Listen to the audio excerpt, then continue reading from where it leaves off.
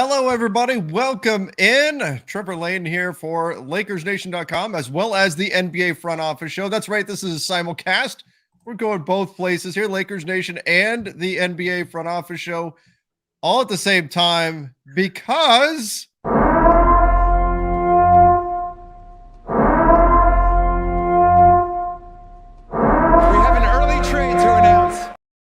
that's right. We do have a trade. Kyrie Irving, no, not headed to the Lakers, but there's still plenty of Lakers-related stuff that we need to discuss here.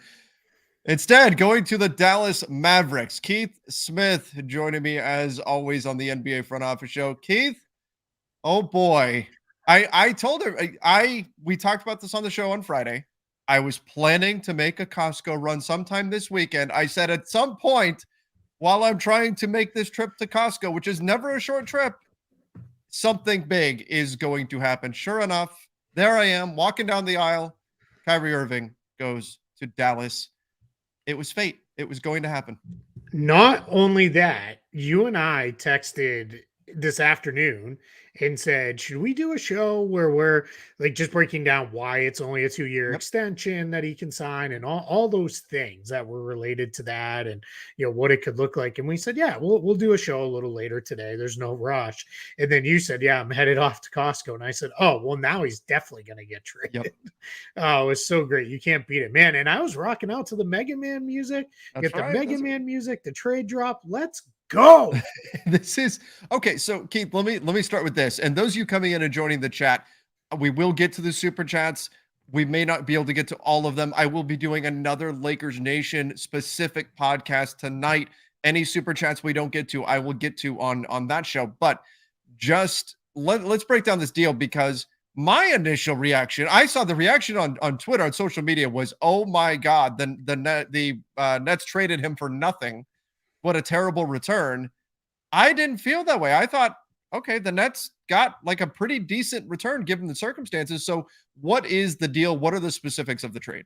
All right. So as we understand it, and let's be very clear with this, things could change slightly here, right? Sometimes we see slight changes made, but as of right now, it sounds like this is just a 2-team deal.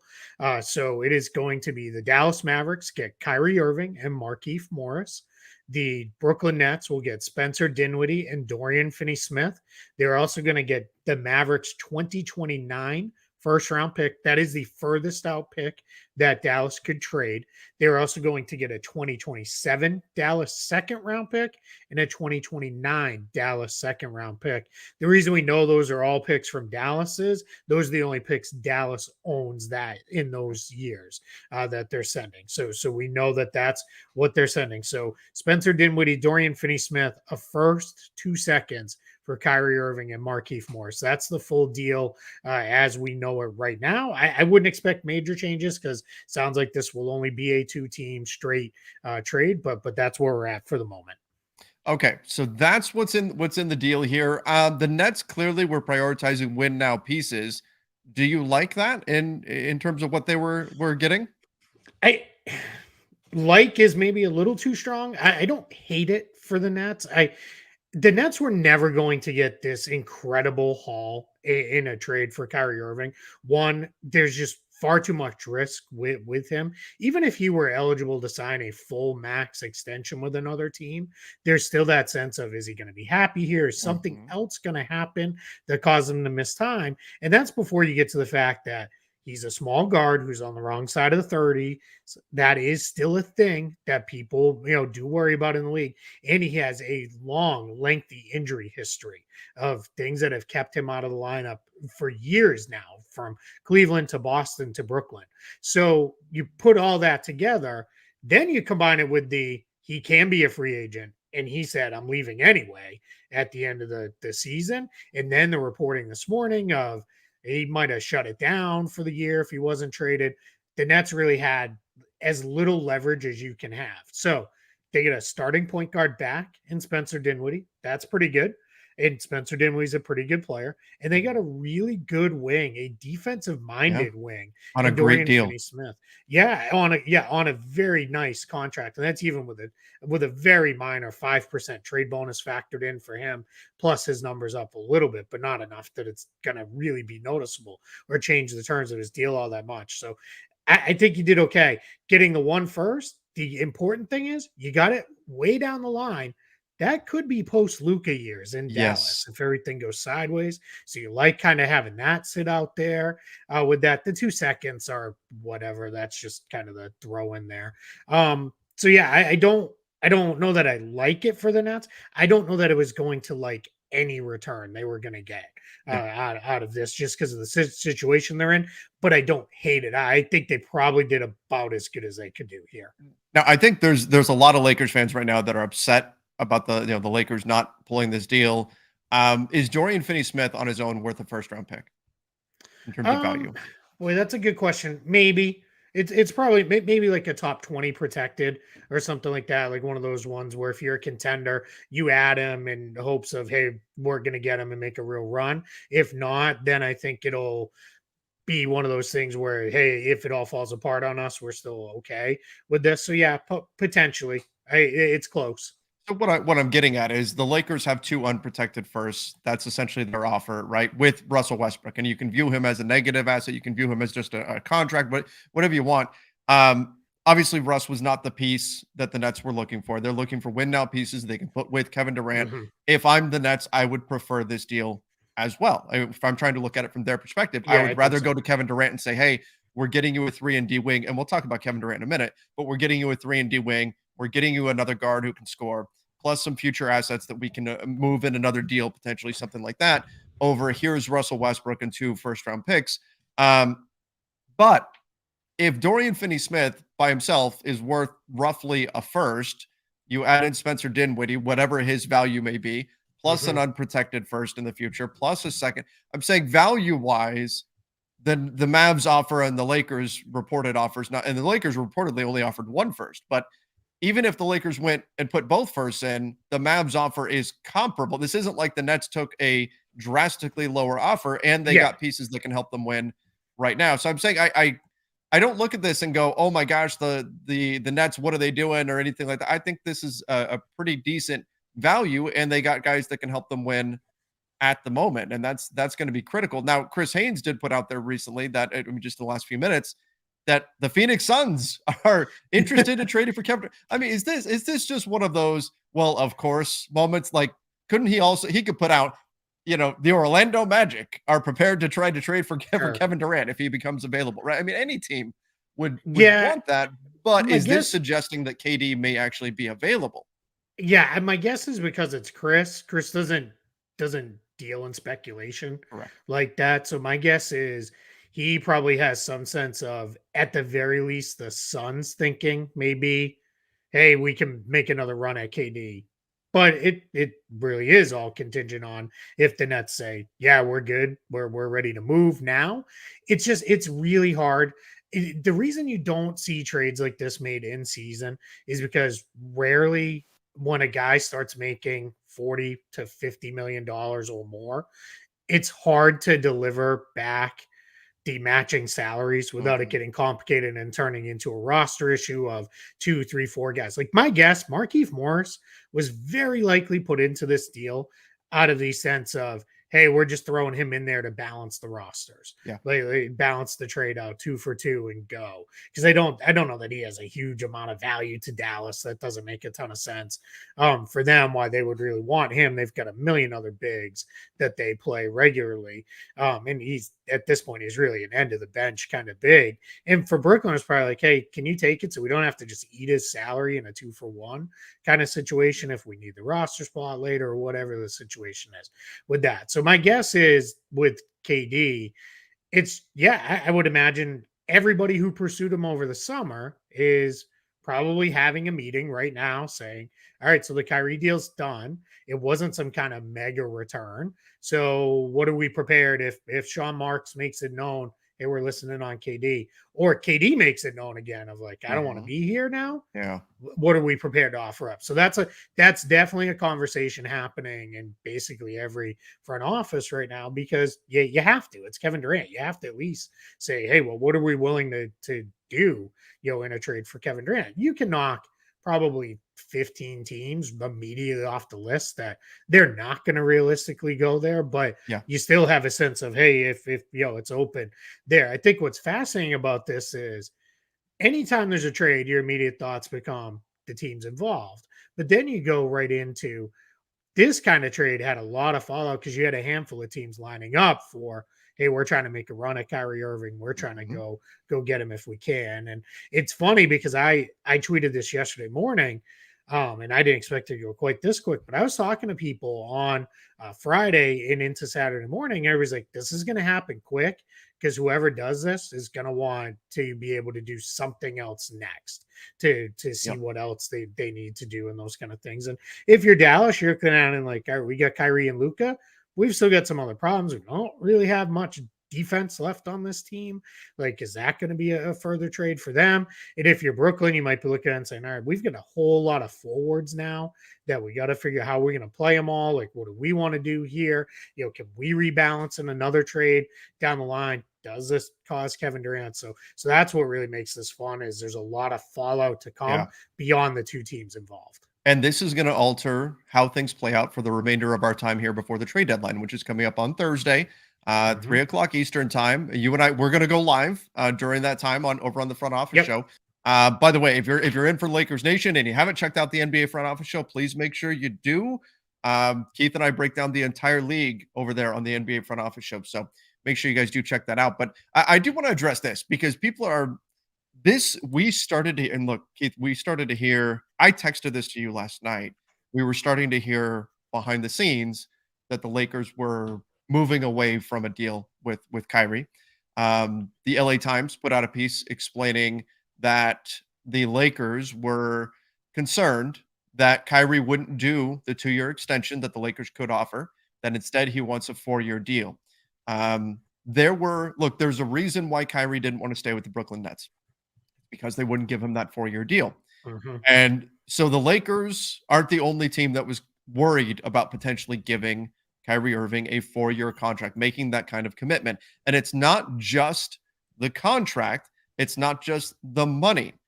Keith, in order for Kyrie to get a 4-year deal after he's traded, that means he has to hit free agency this Exactly. summer, right? Which Yep. that carries with it a risk. Oh my gosh, Dallas. Imagine if Kyrie, things don't go well with Kyrie and Luca over the next few months, and Kyrie gets to free agency in July and says, "You know what? I'm going to be open to options." That's a scary thought. That is the risk that the Mavs are taking, and that's the risk that any team trading for Kyrie would have had to take. Not only do you have to be willing to give him that 4-year, $200 million contract, but you're also risking the fact that Kyrie Irving can walk away this summer, assuming he is still unwilling to do that 2-year extension. Yeah, so let's do a couple things off of that because I think there's been a lot of what our slow leisurely Sunday plan was to record a show just To get about through all that. to get through the idea of like, hey, why can't he extend for the full max right now? The reason why is in the NBA there's a thing called extend and trade rules. And what happens is it's a two-way street in the extend and trade. One is if a player is extended and traded, they are extremely rare. It's like Carmelo Anthony and Kevin Garnett are like the only two in recent years to do one. And those were forever ago. But what happens is you can only add 2 years onto the current deal because it can only extend the deal out to 3 total years. And then you can only get 5% raises. So it's extremely small amounts of money. Now, if you trade for a player on that, and you try and you don't do an extend and trade, you cannot extend them for more than what is allowable by an extend and trade for 6 months. So in this case, because Kyrie was going to be traded some point in February, 6 months from now is well after the start of free Right. agency. So at that point, that's why he would have gone into free agency. Now, let's go a little bit deeper. So for Kyrie, it became, hey, the most any team trading for him could do was it really was about 2 years and 80 million. Well, it's a little complicated because there's base year salary stuff on that, trade bonus things. But let's just call it 2 years, 80 million, just to make it easy, because it's in that range. That's not enough for him because that's well below his first year max salary. Mhm. Next year projects to be 46.9 million.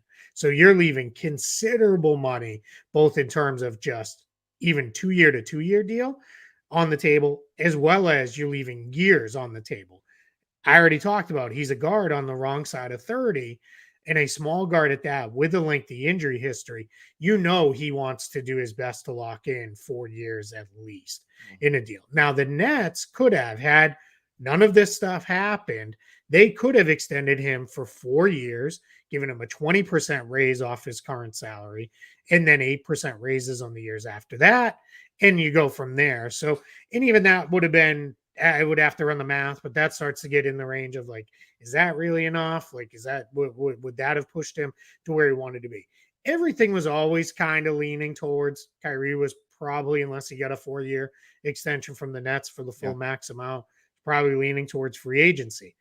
Last thing I'll say here on this is if you're Dallas, this is far lesser of a idea in this trade. But your hope is we get Kyrie, and I know people are tweeting the Arrested Development Right. memes Yeah. out there of like, It's it hasn't never worked worked for for those anybody people. else. Yeah, Yep. but why won't it work for us, right? Which is funny. Right. Um, but your hope is this works out great and Luka and Kyrie become, the tandem that you've been looking for, and off you go. But if it doesn't, and Kyrie says, you know what, this didn't work, or Dallas is like, yeah, we blew it, we don't want this. At the very least, what you did, if you're the Mavericks, is you cleared away salary obligations of, let's do this right now, about $34.5 million Mhm. for Dinwiddie and Finney Smith for next season. If you were to say, yeah, we're not doing an extension with Chris Wood, we're going to let him move on as well, you're in the range now of they could play max contract for somebody in free agency. And that's not something they could have ever hoped to Sure. do previous to this. So, Now so that's that's if just, Kyrie walks, though. yeah, that's if Kyrie walks and they're like, this didn't work out or he doesn't want to be there. So if you're Dallas, you're at least a little protected in that sense of Mhm. it's not like we're locked in forever on this contract and we just got to live with whatever it is. You are at least, well, we could hit a really pretty hard reset on this thing if we really wanted to. Then it's Now, talking like you moved first in 2 seconds to dump some salary, but in salary that probably didn't need dumped. But it's at it's a least kind silver of a, lining. yeah, it's like a door number two Yeah. kind of thing for the Mavs. Contrast that with the situation the Lakers would be in had they taken that gamble and then Kyrie walked. After you pay Rui Hachimura, you're looking at 20, 24 million in cap space, and you've lost your first, and maybe you've given up some of your young players. It's a pretty cataclysmic if you make this swap and you take that chance and Kyrie walks in free agency. Yeah, I mean they still would have been sitting on their 30 million or 20 million if they signed Hachimura or Right. whatever it would have been, right? But yeah, but now you're out really your only two major tradable assets, which are your two first round picks down the line. So I it's funny, this is where people accuse me of being a Kyrie hater, and that's fine. I'll own that, right? I'm not going to let that dissuade me from the way I think.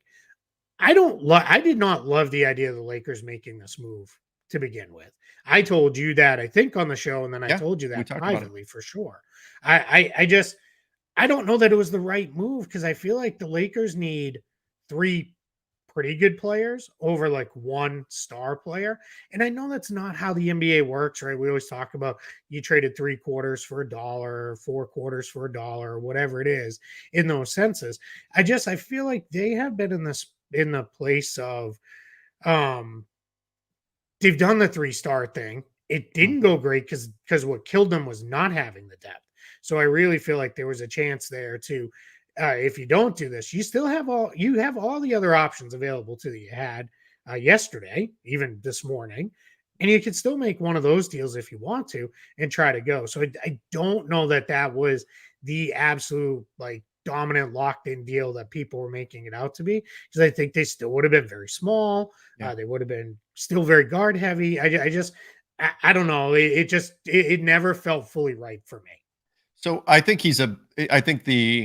for Lakers fans, he is a better fit than Russell Westbrook is. And that's the bar that Yeah. you're clearing, right? Yeah, that I can't He's argue a much about. better fit there. But Sure. but you're right though. You did say that when I texted you last night and said, "Hey, we're starting to hear that this is probably not going to happen." And that's what I put out on the Lakers Nation YouTube channel last night, that it was looking like it probably was, and the LA Times had confirmed that. Um, that's what you said. We say this might, this might actually be a benefit for the Lakers. So let me get into some of our super chat questions here. Sure. Again, those you who are giving super chats, let me say it again for anybody who's come in since we started the show.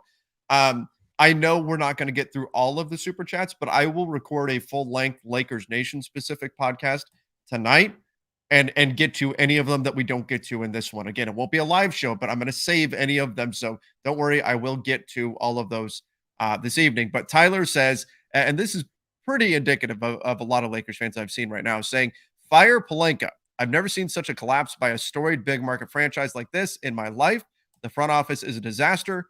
Now, he said, that obviously there's plenty of frustration there, but trade both picks unprotected for Freddie, meaning Fred VanVleet, and Gary Trent Jr. That's another rumor that's been out there, that perhaps the Toronto Raptors may want to move on from those players. Is that a reasonable pivot for the Lakers to turn their attention to Toronto? Again, we've been talking about how much the trade market in general is keeping their eye on Toronto to see what they do.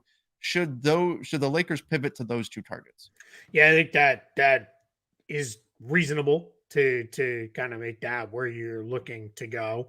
I don't know that that's necessarily going to be enough for Toronto. Mhm. Um, But if they're just basically saying, "Hey, we don't want the issue of having to pay either one of these guys this summer, and we want to basically kind of hit a reset of our own as much as we can," sure. Because then essentially, if they're not going to re-sign those two guys anyway, you're getting 2 first-round picks for nothing. Because not to be rude to the Raptors, but their season's not going anywhere now. I mean, they're far enough out of this thing that it's not. Even if you make a run of the play-in tournament, I don't think you're feeling great beyond that. So yeah, if that's where their pivot is. Now, the trade both picks unprotected part, they almost have to be traded unprotected because you run into the 7-year rule on protecting Right. picks. So we got to be really like smart about the way we think about that. It would be, you could protect the 2027 pick. Yes. It just gets kind of messy. I think the question becomes is, what it becomes bigger is, if you need to plus up that offer at all, you have to do 27, 28 swap rights and 29 if you have to plus up an offer.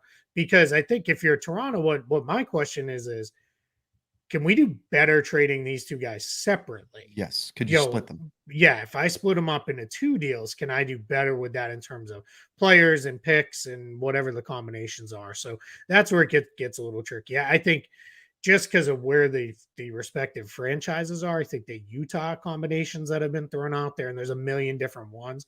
Yeah. I think those are maybe a little more realistic, but I get it where people are saying, hey, all right, fine. And you know what? I appreciate the people who are not, hey, let's wallow and scream about how bad Yeah. everything sucks. Let's move on to whatever the next thing is. Right. I mean, I know he started all caps with Fire Plinka, so I get that. But it's hey, he moved on pretty quickly to, all right, what can we do? So why not?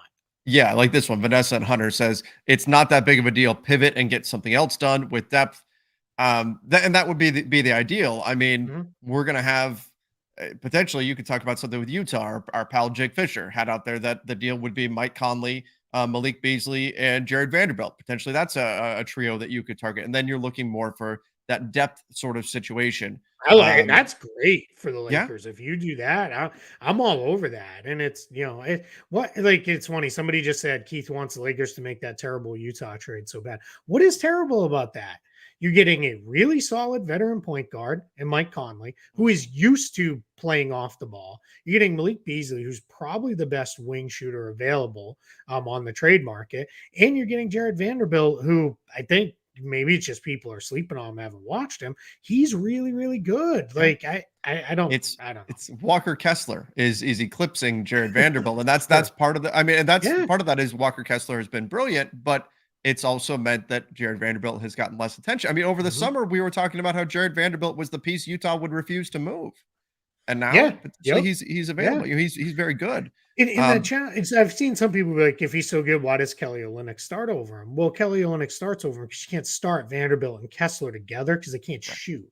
So you're not gonna squeeze the floor for your guards and Markkanen with having those two out there together. That's why they kind of don't play together very often. But it's got nothing to do with the fact that Kelly Olynyk is a better player than Jared Vanderbilt. It's just roster balance.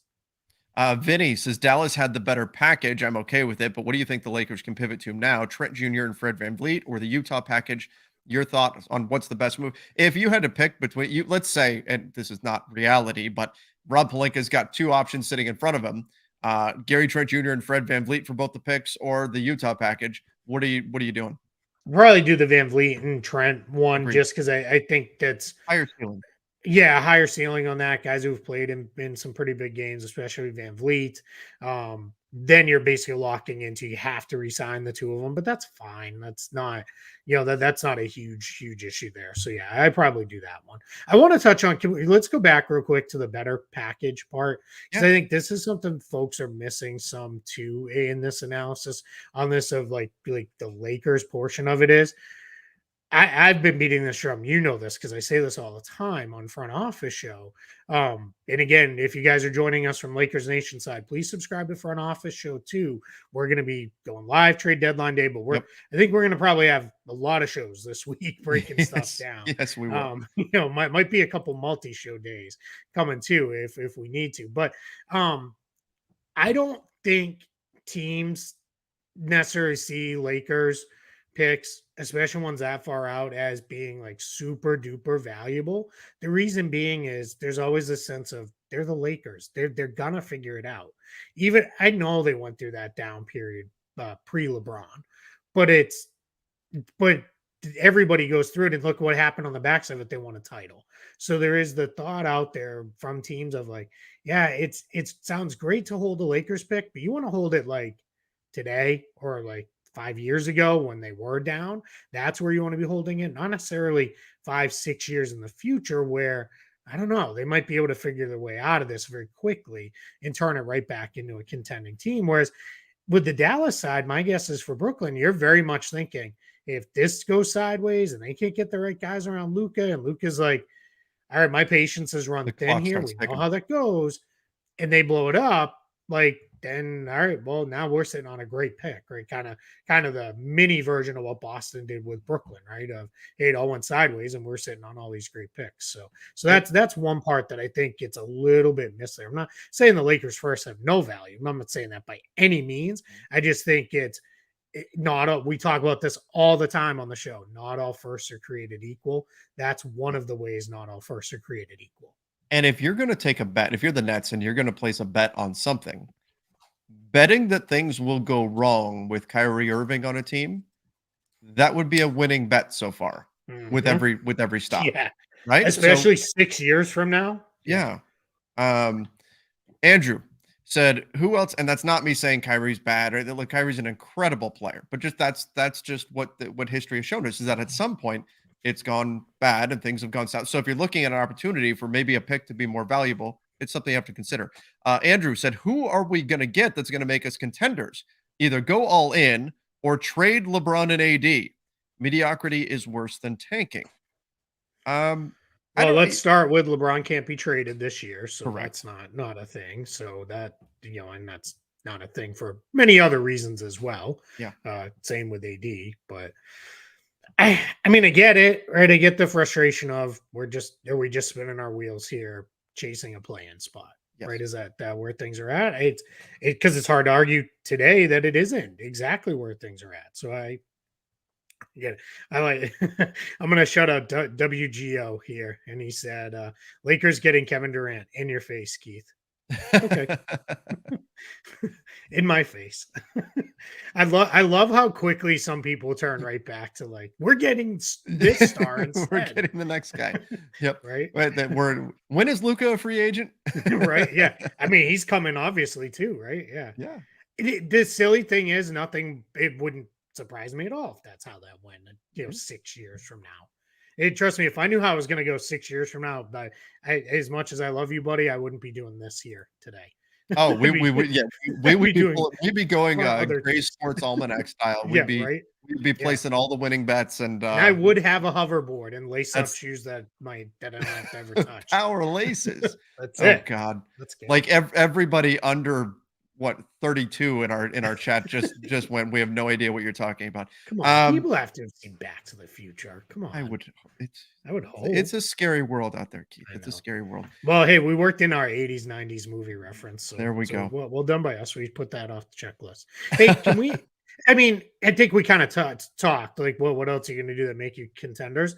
It's Yep. depth moves now. There's not another Yes. star available on the market that we know of right now at the moment. Doesn't mean there won't be in the next couple of days. There won't. Doesn't mean something won't happen that we're not expecting. And maybe KD does turn around and say, yeah. Here's the thing, though. If the Lakers couldn't get the Nets to trade them Kyrie with no leverage, they're not going to get KD. It's just because the Nets hold all the leverage there because he signed long term. So they're just like they did over the summer. They're going to stare him down and be like, we do not like the offers we're getting. Like your option is either play or don't play. And Bobby Marks was tweeting about this with the sense of there's that thought Kyrie might sit out. You withhold your services for more than 30 days, that's considered not finishing your contract. So that's, how that all works. Now, people immediately will go to what happened with Ben Simmons. That's obviously something the team can overlook if they choose. That's what was chosen and they moved on. That also would have been a whole fight because Simmons was presumably out for other reasons than just sitting out because of a trade request. If we can we go real quick into a couple other teams that just real quick? Sure. They don't want to talk about some fallout here. The Clippers, they were reportedly Still gearing looking up for to a make point a guard run. now. Right. Yep. So they're still in the market for a point guard. So I think if you're a team that's looking to get point guards, whether you're Lakers fans or somebody, you got to think the Clippers are there. And I would think, hey, it's probably not the full super package they were going to send for Kyrie, but if they were willing to make a run at Kyrie, why not make a run at Fred VanVleet, Kyle Lowry, Mike Conley, whoever comes on the market with a slightly lesser package than what you probably would have offered for Kyrie? I don't think we've talked enough yet about the Mavs side of this. So if we can just get into them a little bit here, I think this is going to be really interesting. We've seen what happens when you put two ball dominant star players together in the past, James Harden and Russell Westbrook. Mm-hmm. Kind of similar-ish here with I know I get it. Kyrie can shoot component is very different, but he's also a less willing passer than Russ is. So that's, I'm going to see that didn't really go great for Houston. Dallas has to figure out how they're going to get defenders on the floor. Best perimeter defender now on the team by far is Josh Green, who's a second year. Really He's been good. He's been good, but talk about an unproven guy as you head into a playoff series. Yeah. That's you're asking a lot from him. Yeah, and their big rotation is messy for defense purposes. But offensively, especially if Christian Wood sticks around, I wouldn't be surprised now, though, if Christian Wood is flipped to rebalance a little bit more, get some defense on the floor, do something a little different there. Because let's just see where that goes. But I think it's going to be interesting. They're going to score points probably by the bunches. It's just going to be a little interesting. The good news now, if you're Jason Kidd, all 48 minutes, you can play with either Luka or Kyrie on the floor and not have to worry about because those non-Luka minutes are sometimes awful for Dallas. On the Nets side, Spencer Dinwiddie, I presume, as soon as he's back and ready, steps right in as the starting point guard. So they're familiar with him. Exactly. We're rewinding things a few years there, but he, obviously knows what he's doing. And Finney Smith's be great. I mean, they can put out, if they really want to now, a lineup of Durant and Dinwiddie as kind of your primary offensive engines with Royce O'Neal, Finney Smith, and Ben Simmons. That's a hard group to score on. Yeah, that is. Or take Simmons off the floor and put Nick Claxton out there. You're big, you're long, you're switchable. Like that's tough, man. There's all 3-and-D. Mm-hmm. Yeah, there's some really interesting stuff. Yeah, that's some interesting looks that Jock Vaughn can go to. And obviously, he's been preaching, defense. We got to get better on defense, and they've been playing pretty good defense since he's been there. And then obviously, the last he's not a team to himself, but we talked about it briefly, but what happens with Kevin Durant? Yeah. My guess is this is whether it's today, tomorrow, before Thursday, he makes it known he's not happy there. I think we're in the last run of games for Kevin Durant as a Brooklyn Net. But there is 0% chance though that the Nets did this deal without going to Kevin Durant and saying, Sure. "Hey, we can get these guys. Do you like these guys for a shot?" And it's very possible. Look, I don't think it's going to come necessarily before Thursday, but it's possible Kevin Durant looks at, because I think it's going to take, even if the Nets right now, right, you get a massive group text and Sean Mark says KD's on the block, right, and everybody would respond with the exclamation points and all that, right? Even if you did that, I think it would take longer to sort through the offers and really settle on a good trade than we have time left before the trade deadline. Unless you're going fast. Back to teams you maybe got Yes. sort of close with at the over the summer. Then it's hey, Phoenix, is this still on the table? Well, what are we talking? What do we think? Do you go back to Boston if you want to trade and say, hey, what are you thinking now? About Jaylen Brown. Like where are we at with that? So it could be that would be interesting. I tend to believe nothing happens with KD. That's what I'm thinking too. I'm thinking nothing happens, and maybe it's something we're revisiting this summer. We'll dust off the Kevin cannon again. But I do think we'll be, I think it'll be this summer. Because even if Kevin Durant was like, fine, get what you got to get, like, I'm done with this circus too. Like, he doesn't want to be here, let him go. Move him along. I don't know that this is the deal. Because one, Kevin Durant does not care at all about a 2029 pick. He's not going to be playing on the Nets in 2029 if he's playing at all, and I kind of doubt he'll be playing at all. Yeah. So that part he doesn't care about. So he's really looking at our Dinwiddie and Finney Smith guys. I feel like I can really make a huge run with now. They still have no cap flexibility, no cap space moving forward for the foreseeable future. So that's where I think Kevin Durant's probably like, we can be a playoff team here, but I want to go somewhere I can win. Like that. Right. That's my end goal. Koa said Rob and Jeannie did it again. A lot of people are upset with the Lakers front office on this one. Let's get into this. So Anthony says teams with owners who have the big bucks are outmaneuvering the Lakers. A big red flag was letting Caruso go. My hopes are dashed for the future.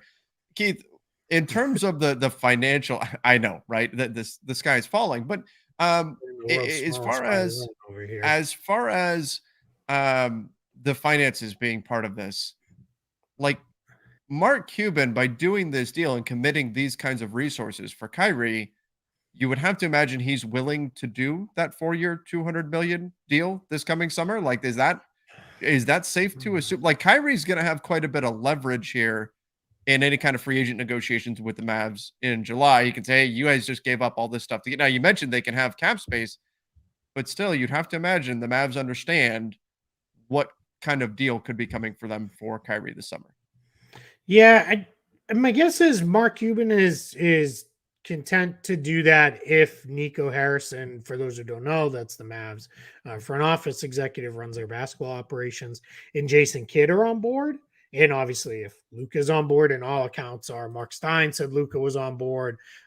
Chris Haynes, he put a thing out there that was Kyrie is ecstatic about going to Dallas. So I think we're in a spot where like we're okay. Like this is we're willing to do something, right? Like we're willing to go somewhere with him in an extension. I don't. I think Mark Cuban may be kind of looking at it on the other side of the table and being like, hey, I'm a pretty confident guy myself, and I can stare him across the table and be like, we'll go 2 years. And if it goes well, we'll go 2 more years after that. And we'll just keep going 2 years. I don't know that he's definitely going to say, all right, locked in 4 years this summer, full max.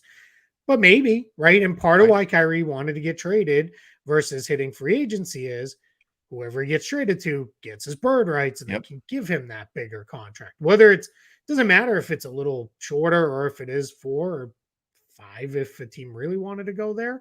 I'm with that. It's been made very clear there'll be no extension done. Woj's tweet pretty much took that off the table. It might have gotten lost to some people because it came in the middle of like 8 different people I have set up with notifications for tweeting.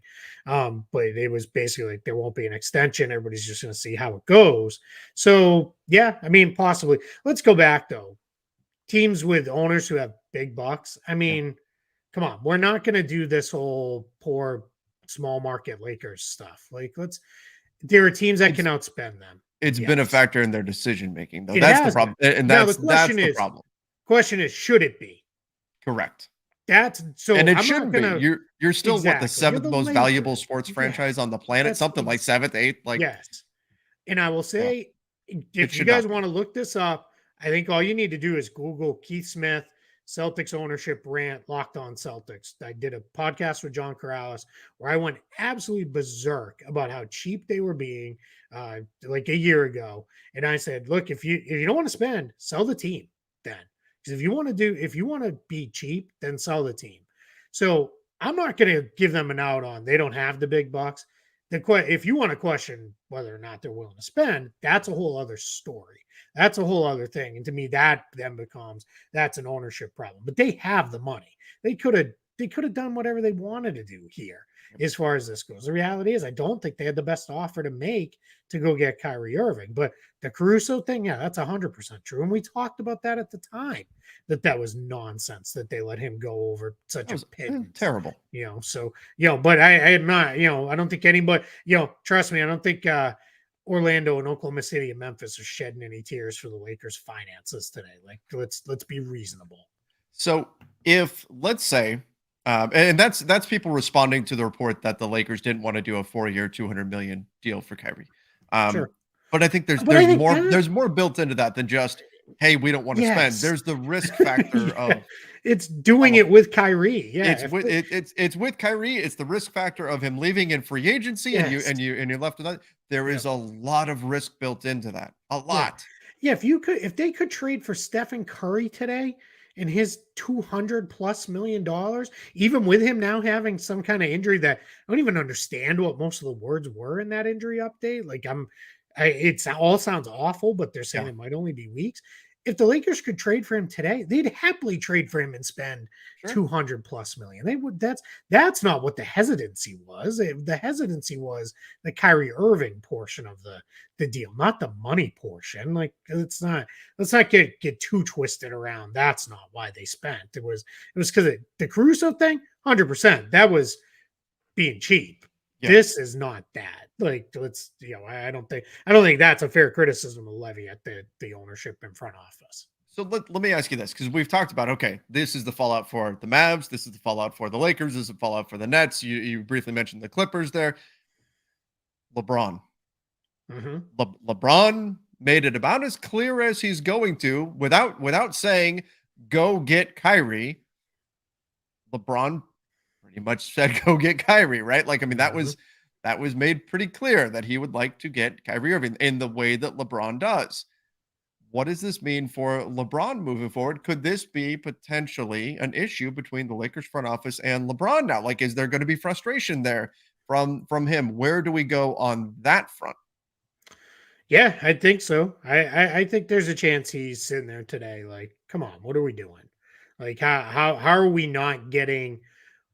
I'm not just going to say Kyrie, but how are we not getting these deals over the finish line and getting stuff finished to do stuff? Because Rui Hachimura is fun and all, but that's not that's that was a fine move. That's it. And I've said all along, that's fine, but that's not a championship or bust kind of move, right? Like that's just hey, we rebalanced the roster. It was a good move for us.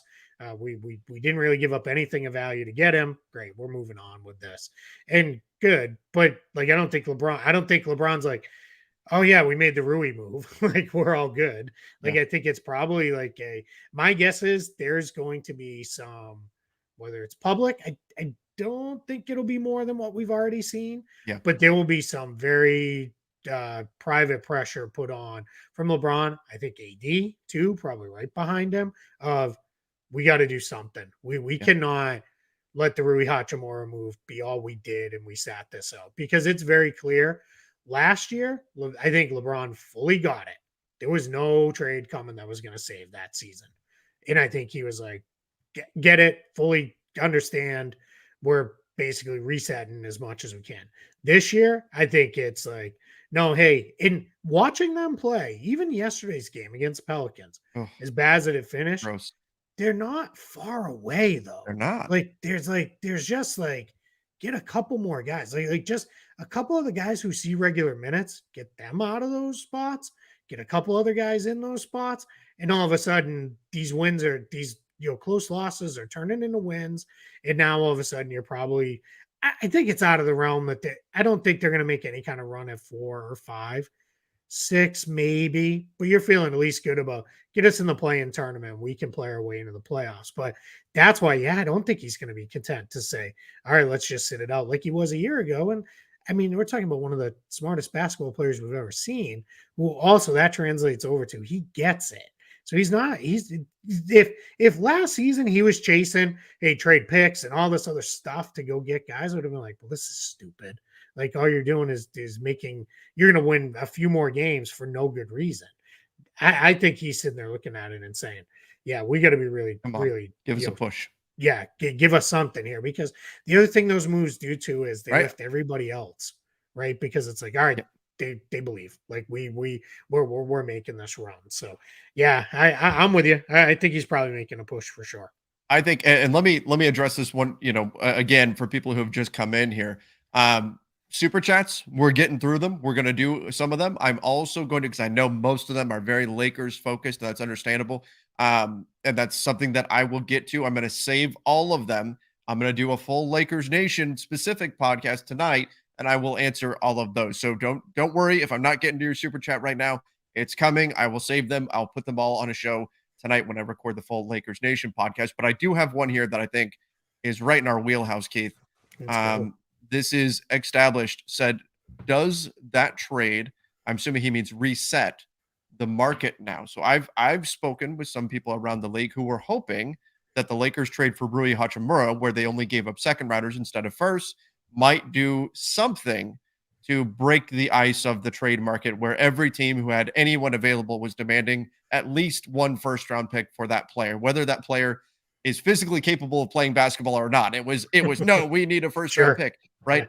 Yeah. And so there was Trevor, you and I were valued at least at like top 40 protected seconds for a week. Yeah, for a little while there. Yeah. For a little while there. Like that was the valuation. But I don't know that did that. What does the Kyrie trade, given the return, what does this mean for the trade market at large heading into Thursday's trade deadline? I think I don't know value-wise that it resets all that much, because I think everyone is going to look at this and say, all right, the Nets got what they could here because of the leverage piece on this. But I think what it does now is we are in a spot where now stuff can move, right? Nobody's waiting on, are the Lakers going to do a Kyrie trade or not? Yep. If it was Wednesday and Kyrie hadn't been traded, you would have had Lakers, Mavericks, Clippers. I think the Suns were one of the teams that were mentioned. Everybody would have been like, oh, well, everybody's got to kind of wait on that. Unless Kevin Durant comes out tonight and says, I want to trade, which then would hold everything up again. Oh, my God. All hell would break loose. I know. It would be absolutely bonkers with that. But I think we would be in a position where it would be, I think now it's, all right, we can start moving. We can pivot to other stuff that was on the table on Friday morning before the Kyrie trade request came out. Hey, let's go back to that. Oh, right. It's come blown out of the water, but OG Anunoby, right? Like that was a whole thing for like a day and a half that like Kyrie wants a trade. Let's forget everybody else, because that's just how it works. Superstars blow everybody else off the page with this stuff. So I think what happens now is we can reset a little bit, we can rebalance and go into a position where, hey, let's regroup. Where were we at on that? All right, what do we think?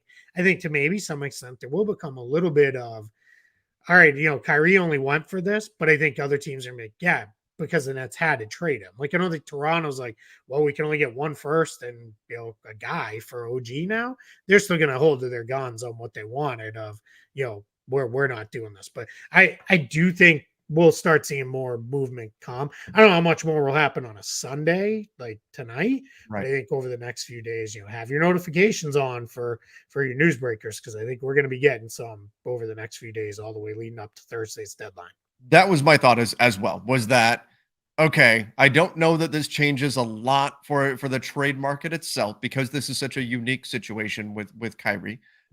It would be different if Kyrie was a 3-and-D wing on the last year of his contract and, and went for 1 first-round pick and a few seconds or something like that, Mhm. right? Like that would matter. That's not the situation here.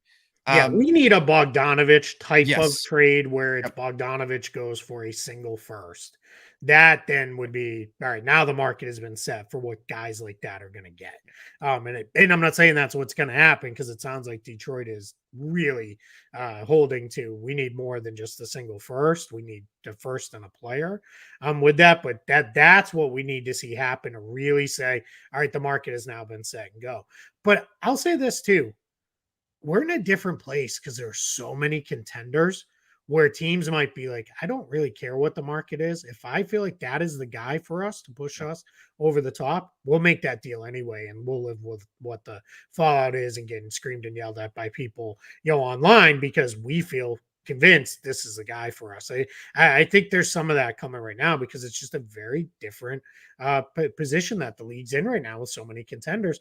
If even we're not going to get into all the other news and stuff, we'll do that on tomorrow's show. Yeah. But like, I wonder, like, where does this kind of leave the Warriors now, right? Like, because Especially with Curry's Dallas injury. just got better, right? And Yep. Steph's going to be out for some amount of time. It's still very unclear, and like I alluded to before, that injury, I don't fully understand what that means, right? Like I don't really get what that is. But Steve Kerr said we're going to get him back. We're going to get him back sooner rather than later. Like that's great news, right? And hopefully that is the way this goes, but it doesn't, none of those boards in that injury release sound good. I'm No. sure I'll have to find and look them up later. I'm sure Jeff Stotts, who is at In Street Clothes on Twitter, absolutely valuable follow. Because he really breaks down these things and how long guys can expect to be out. Sure, he laid it out with that, but yeah, I'll definitely check that out. But yeah, man, I think what it has happened now is now it's going to be all right. Dallas loaded up in the West. We got to load up now. We got to go do something. You may have a couple of East teams are like, oh, the Nets are kind of out of the mix. Boston doesn't look quite as scary as they did before. Yeah. Milwaukee's older. They've had some injury issues. Philly has injury issues every year. Maybe Cleveland goes and makes a move to make a run now or something like that. Well, we'll see where that all kind of comes together. But I think we're going to be in now for a pretty busy, fun week. And let's all agree collectively, even though you and I will probably do this too. Let's not get to like Tuesday, like lunchtime on the East Coast and be like, why is nothing happening? Yeah. Like Yep. we just had a massive trade that if it happened Thursday morning, we'd all be like, the trade deadline, so but I That's the know effect that we see in free agency too, though, where Mhm. it's like if 6 hours go by without something crazy It's like, what's occurring, going people start on? going, what's Yeah, going on? Where is all sure. the, all these moves? Well, But and when hand you up, say, go ahead, us too, us too, yeah, right? Like we're in that, right? we I do. get it. So that Um, was a plea. That was a very empty plea. when you say that there's going to be some teams that are looking at the trade market and looking at where they're at in the standings, and they just say we don't care what it costs, we're going to get our guy. I just, in my mind, like somewhere right now, Danny Ainge is sitting doing Mr. Burns fingers and Yes, saying, excellent, excellent. right? Like Yes, this yes. is a great position to be in if you are a seller on the Yep. market right now, because somebody is going to give you too much for these players. There is going to be at least one fleecing this trade deadline. I think we can say that with some confidence, given just the realities of the market. We'll see who that winds up being, but it's And gonna if you happen. could bet on it, it would be Danny Ainge would be like the bet Oh on like yeah, who does the fleecing, right? yeah. Like yeah, you would 100% bet on Danny Ainge for sure with that. Yeah, I mean, I can't wait anyway, right? We love this time of year. We love this Yeah. week. It's a lot of fun stuff happening, and boy, did we just have a massive, kind of unexpected domino, but the massive domino kind of fell, and I don't know. It's just kind of like walked in the middle of the room and just kind of blew the whole room up with like, hey, let's do this. Like this was crazy, but it is good. I will say that this happened today. I mean, more Yeah. really, it was a Silver lining. roughly a 2-day window, right? It was Friday when he said it, and by Sunday afternoon, the deal was done. So, and now we still haven't seen the announcements unless we tap them while we've been recording. We haven't seen the announcements yet, but I assume my guess is Teams this haven't will been. either get done later tonight or to first thing tomorrow Is morning. the league office even open right now to submit trades Uh, on a Generally Sunday? this time of year, they do relax like their normal like transaction windows. But I don't. That's a good question. I'm not sure.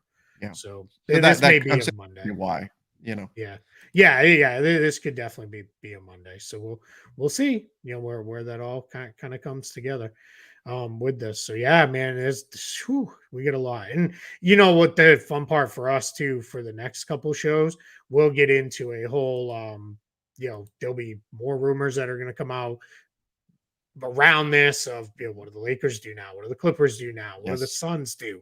What do the Nets do further? What do the Mavs do further? That's all going to come out, and we'll react to all that this week, in our regular shows.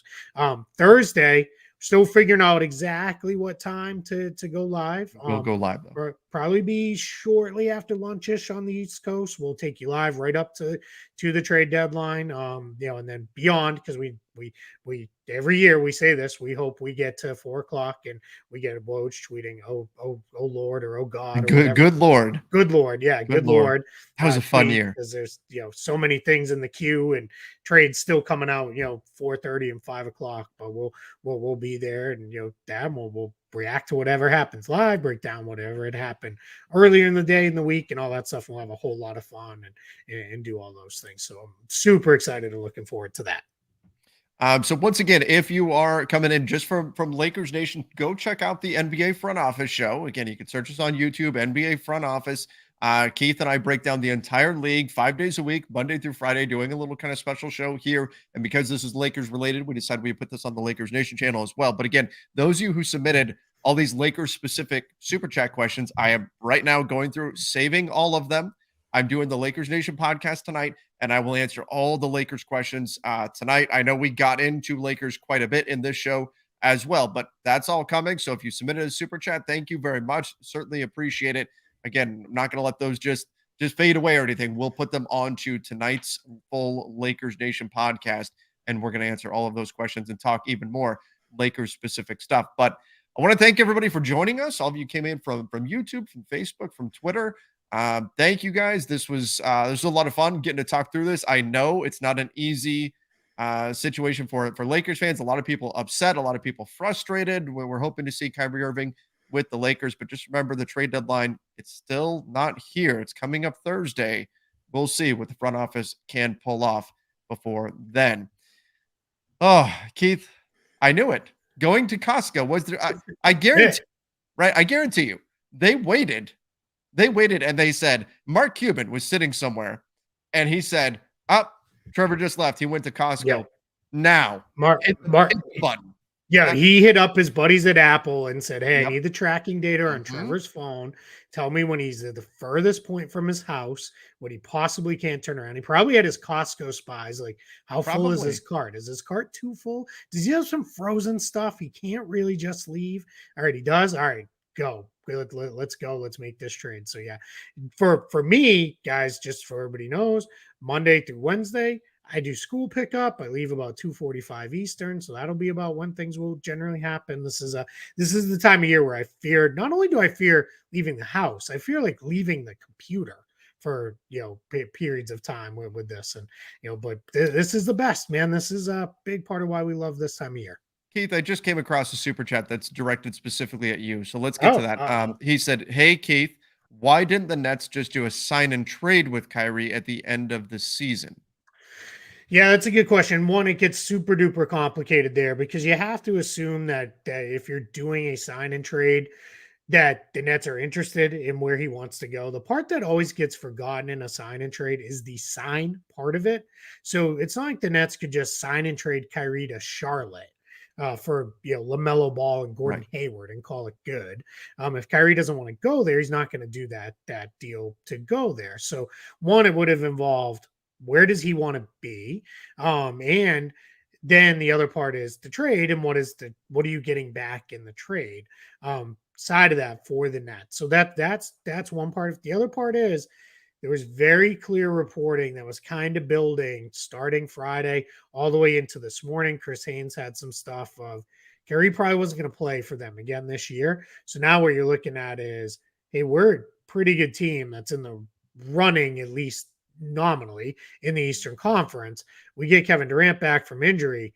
Are we just really going to punt on the rest of this year and say, hey, we'll make it work with a $36 million salary hole on our roster that at least we can fill something? And now Spencer Dinwiddie and Dorian Finney-Smith fill something. So that's why they move now, because there's no guarantee it's going to be any better in the summertime. But that's a really good question. I'm a little surprised it took this long to come up, but really good question.